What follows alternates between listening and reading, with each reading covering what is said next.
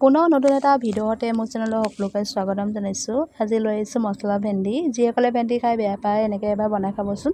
বহুতো টেষ্টি হৈছিলে, সেইকাৰণে আপোনালোকৰ লগত ভিডিঅ'টো শ্বেয়াৰ কৰিলোঁ। হোপ এই ভিডিঅ'টো চাই ভাল পাব আৰু শেষত কমেণ্ট কৰি জনাবলৈ নাপাহৰিব। আৰু কালাৰটো চাওকচোন কিমান ধুনীয়া হৈছে। আৰু দেৰি নকৰি ভিডিঅ'টো ষ্টাৰ্ট কৰোঁ ব'লক। ভেন্দি এটা ৰেচিপি। ভেন্দি বহুত ধৰণৰ খাওঁ বাৰু। আজি মই মছলা দিয়া ভেন্দি বনাম। ইয়াৰ কাৰণে মই 1 পোৱা ভেন্দি লৈছোঁ। আৰু ভেন্দি প্ৰথমে এইখিনি কাটি ল'ম। মই ভেন্দি প্ৰথমে ইয়াৰ সেইকেইটা কাটি লৈছোঁ। সেইকেইটা এনেকৈ কাটি ল'ব লাগিব। আৰু এইটো একদম সৰুটো এনেকৈ থাকিব, অকল ডাঙৰটোহে অকণমান হেৰি কৰিম।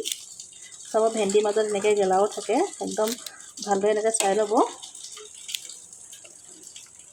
আৰু মই প্ৰথমে এইকেইটা কাটি লওঁ, তাৰপিছত দেখুৱাই আছোঁ। এতিয়া মই টুকুৰা এনেকৈ চাইজত কাটি ল'ম, একদম সৰু নকৰোঁ। এনেকৈ এবাৰ বনাই খাবচোন, বহুতো টেষ্টি লাগে। আৰু এইখিনিও মই ধুনীয়াকৈ কাটি ল'ম পিচ কৰি পেলাই। তাৰপিছত দেখুৱাই আছোঁ। আৰু ডাঙৰটো 3 সমান কৰিব এনেকৈ কৰি মই গোটেইখিনি কাটি লওঁ, তাৰপিছত দেখুৱাম। ইমানটো চাইজতে কাটি ল'লোঁ। আৰু কিছুমান সৰুবোৰ কটা নাই আৰু এনেকৈ আছে। ইয়াৰ কাৰণে এটা মই আলু লৈছোঁ। আলুটো এতিয়া মই কাটি ল'ম। তাৰপিছত আলুটো মই এনেকৈ মাজে মাজে দুফাল কৰি লৈছোঁ। কৰি এইটো জোখতে কাটিম। দেখুৱাইছোঁ আপোনালোকক কিমানটো জোখ কৰি কাটিছোঁ। গোটেইখিনি মই কাটি লৈছোঁ। তাৰপিছত আলুটো মই ইমানটো জোখত কাটিছোঁ। মই গোটেইকেইডোখৰ আলু কাটি ল'ম বাৰু। চাইজৰ এটা পিঁয়াজ আৰু এইফালে মই ভেন্দি আলু কাটি ল'লোঁ। এইখিনি মই কাটি ল'ম বাৰু, তাৰপিছত দেখুৱাই আছোঁ আপোনালোকক। মই এনেকৈ গুটিখিনি উলিয়াই এনেকৈ মই বিলাহীখিনি কাটি ল'লোঁ, লগত পিঁয়াজ কাটিলোঁ, গোটেইখিনি ৰেডি কৰি ল'লোঁ। আৰু এতিয়া মই কেনেকৈ বনাওঁ বলক ভেন্দি মছলাটো পাতি পেলাই ইয়াত অকণমান ৰিফাইন তেল দি দিছোঁ। ৰিফাইন তেলতে বনাম। প্ৰথমে মই আলু আৰু ভেন্দিখিনি ফ্ৰাই কৰি ল'ম। দুইখিনি একেলগে ফ্ৰাই কৰিম। ইয়াত অকণমান নিমখ আৰু হালধি অকণমান এড কৰি দি দিছোঁ। নিমখ দি দিছোঁ। আৰু এইখিনিৰ পৰা ল' ফ্লেমতে সিজিব দিম। আৰু মাজে মাজে হিলাই থাকিব বাৰু। আৰু এইখিনি এটা ফ্ৰাই হ'বলৈ দিম। ইয়াত কোনো জলকীয়া গুড়ি বা হেৰি দিয়া নাই।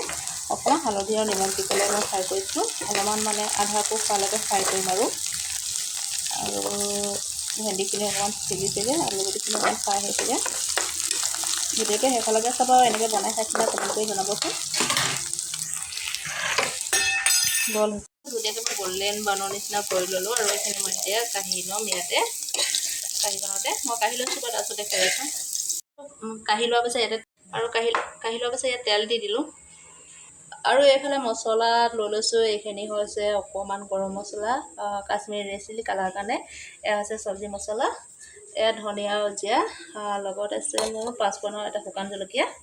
আৰু এতিয়া মই প্ৰথমে শুকান জলকীয়াটো দি দিছোঁ। এতিয়া মই 5 পোন দি দিম। 5 পোনখিনি সিজাৰ পিছত এইখিনি তাতে মই পিঁয়াজ অলপমান দি দিম। অলপমান বিলাহীও 2 দি দিম। মই অলপমান সিজাৰ পিছত ইয়াত দি দিছোঁ মোৰ ভেন্দিখিনি। লগতে পিঁয়াজখিনি লগতে দি দিম। আৰু এইফালে ভেন্দিখিনি দি দিছোঁ। এইবিলাক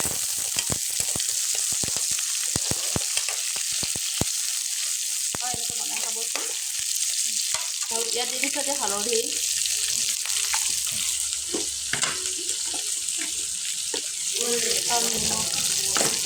এতিয়া মছলাখিনি ব্যৱহাৰ কৰিম। সেইটো মই ভালদৰে হিলাম।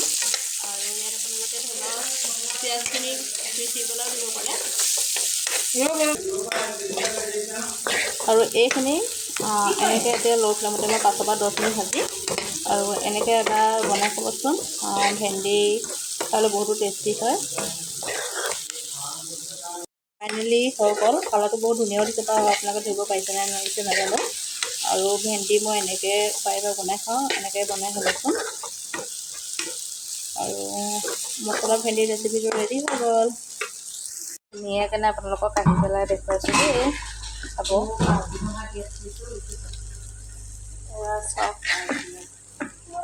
ইমান ধুনীয়া হৈছে, খাবলৈ বহুত টেষ্টি লাগিছিলে। আৰু মই গোটেইখিনি কাঢ়ি ল'ম বাৰু। আৰু এয়া চাওক, ফাইনেলি হেৰিটো চাওকচোন কিমান ধুনীয়া হৈছে।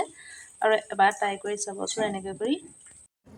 আৰু ফাইনেলি মোৰ ৰেডি হৈ গ'ল আৰু চাওকচোন কালাৰটো কিমান ধুনীয়া হৈছে। আপোনালোকৰ ৰুটিৰ লগত বা ভাতৰ লগত আপোনালোকে খাব পাৰিব। আৰু নেক্সট ভিডিঅ' লগ পোৱা আশা আজি ভিডিঅ'টো ইমানতে সমাপ্ত কৰিছোঁ। Bye bye.